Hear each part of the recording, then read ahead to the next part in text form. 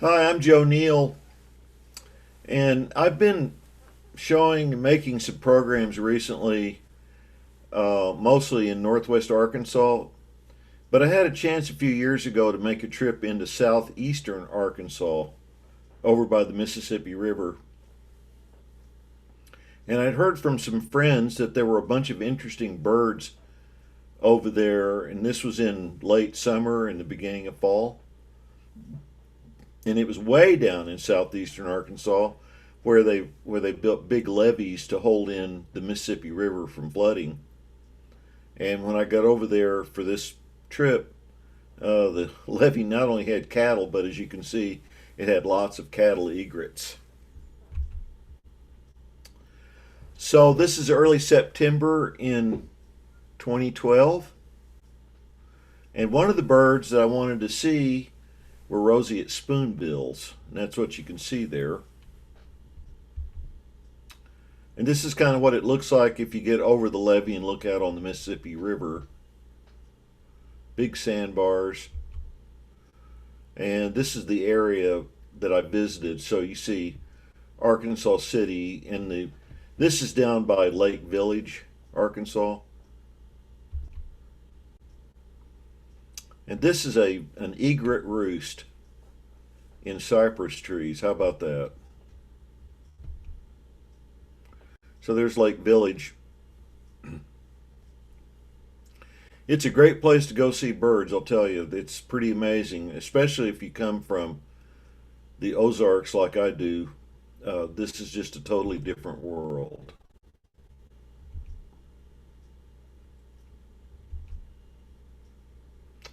And part of the message I read on the R bird list involved a part of Grand Lake and the area around Eudora. And this is kind of what you see, the big ball cypress trees.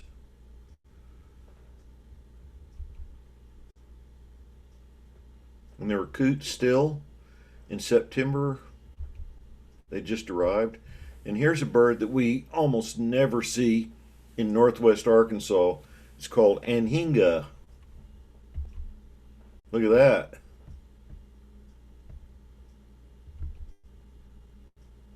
And there were a bunch of anhingas. So this was a roost near the river.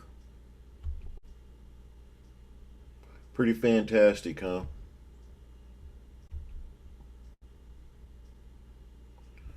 And there were mounds built down in that area by native peoples in the prehistoric period. And these mounds were built for a lot of different reasons, but then later they were just about the only high country.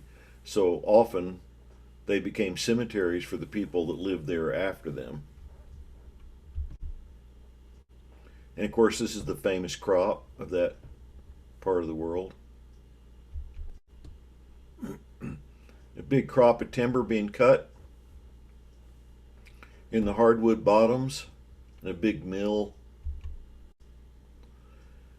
And going down the levee looking for some of the birds that I was interested in, I saw wild turkeys.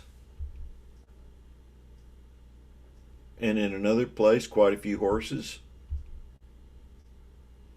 And there's lots of evidence of the Great Flood that we've heard so much about, of almost 100 years ago, that really did a huge amount of destruction to the lives of people in that area.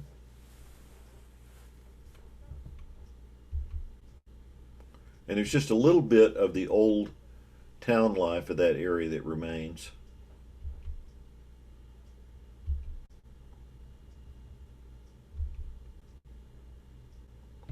I guess you can see, well, just barely, that we're in Arkansas City and that this is the United Methodist Church.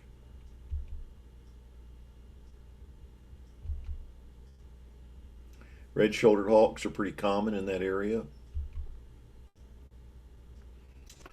These terns, inland least terns, a federally listed species, and they do pretty well on these big sandbars.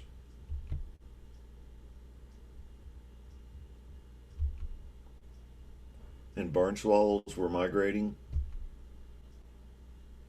And there are several species of swallows here in this photograph. Rough-winged swallows.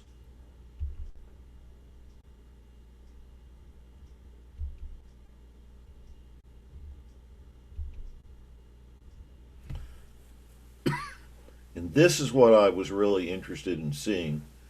And I was so glad. I'd read a message on the Our Birds discussion list, Birds of Arkansas discussion list.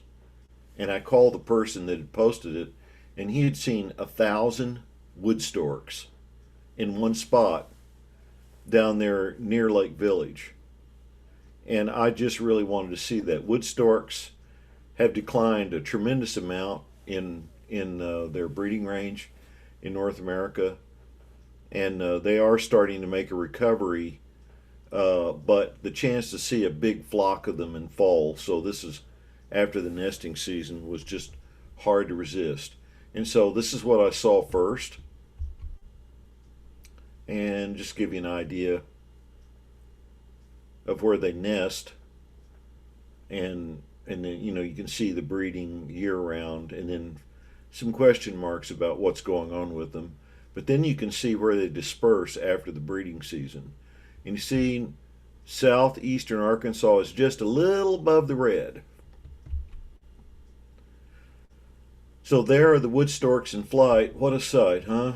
It's like something out of the long distant past.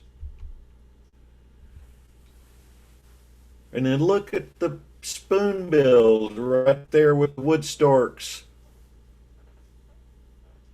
So I got to see two really cool birds that are just pretty amazing creatures of the southeastern United States in one spot. So just, they wood storks, they like certain water depths because of the way they feed. And so they can't just go everywhere, like not in a deep lake and not out on a mud flat. It's just water, and especially when they get into Arkansas in the fall, where the water is starting to dry up and the fish are starting to get concentrated, that's where they go. So this area right outside the levee obviously had a lot of fish in it.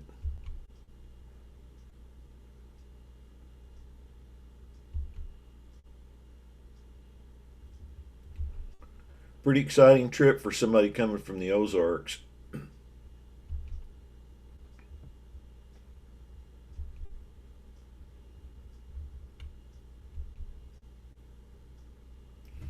Would also mention roseate spoonbills.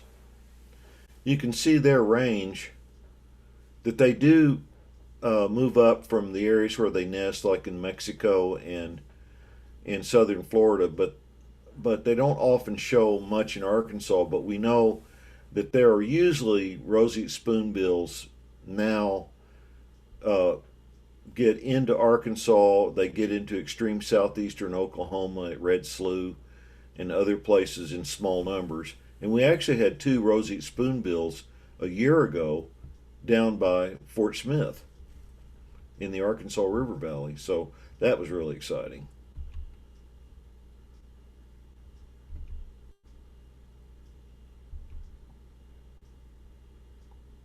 And when I see something like this,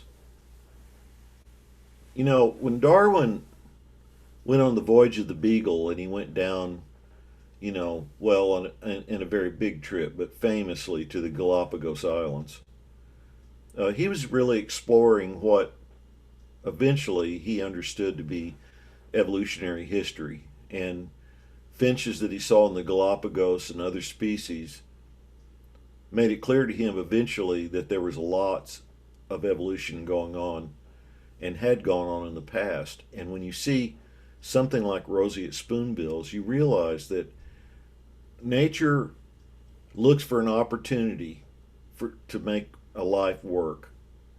And spoonbills occupy a very unique spot in that life cycle.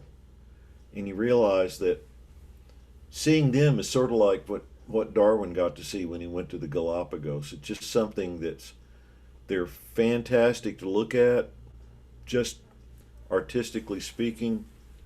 But then when you think about the evolutionary history of that bill shape and the way they use that bill,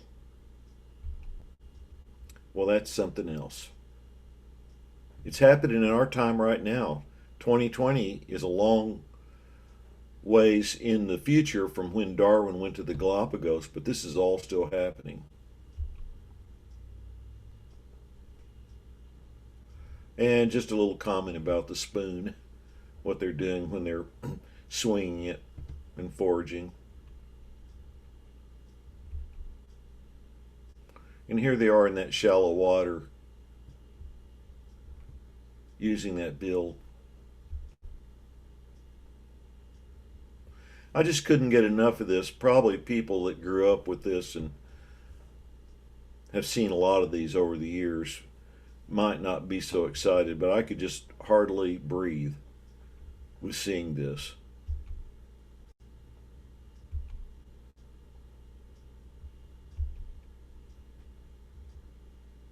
And this is a night roost where the birds all gather for safety and security.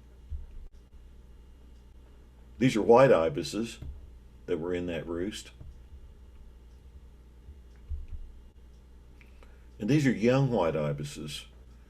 So I was down there in September, and these are birds that hatched that year from white ibis nests. And there's a little blue heron on the right, and it's looking at this white ibis. So I'm maybe you think a little envy there that it's got that long curved bill and it can reach down into those crawfish burrows and find stuff. I don't know, maybe.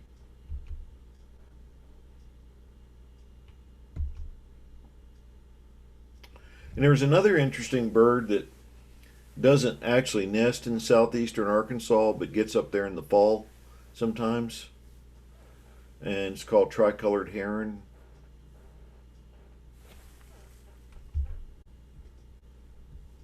And another little map, you can see where they nest, the breeding season, and then they disperse. So we've had a few of them in northwest Arkansas and they actually occur even further north. They wander after the breeding season, but they're very rare birds in our part of the world.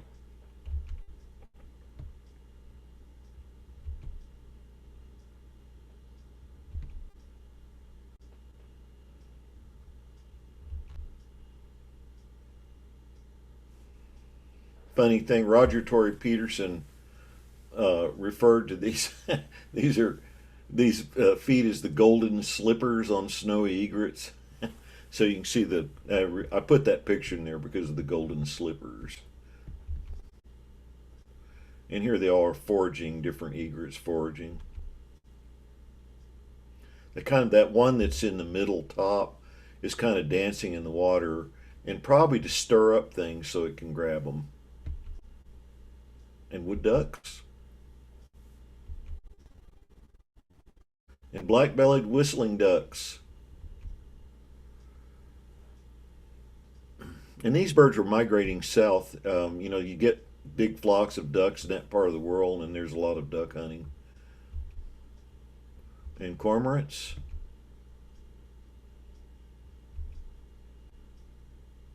And black-necked stilts. How about that for a bird? And lots of interesting shorebirds. Just everywhere you look, there's a lot of habitat for birds like this.